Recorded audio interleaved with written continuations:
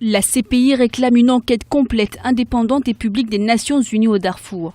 Ce mardi, la procureure de la Cour pénale internationale, Fatou Bensouda, a demandé l'ouverture d'une enquête sur les accusations portées sur la mission des Nations Unies et de l'Union africaine au Darfour. Selon elle, la mission de la MINUAD aurait minimisé les exactions commises par les forces soudanaises au Darfour. C'est un euphémisme de dire que nous avons échoué.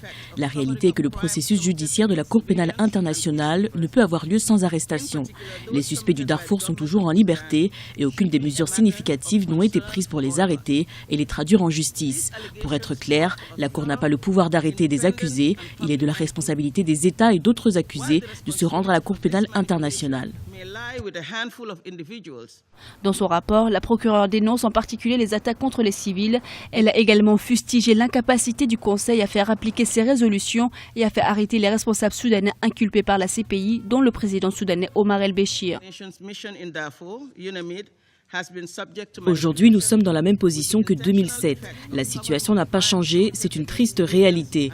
Ces accusations devraient être un motif de préoccupation pour nous tous. Ces allégations appellent à une enquête approfondie, indépendante et publique. Bien que la responsabilité de cette manipulation puisse être confiée à une poignée d'individus, elle attaque la crédibilité de la mission dans son ensemble au Darfour.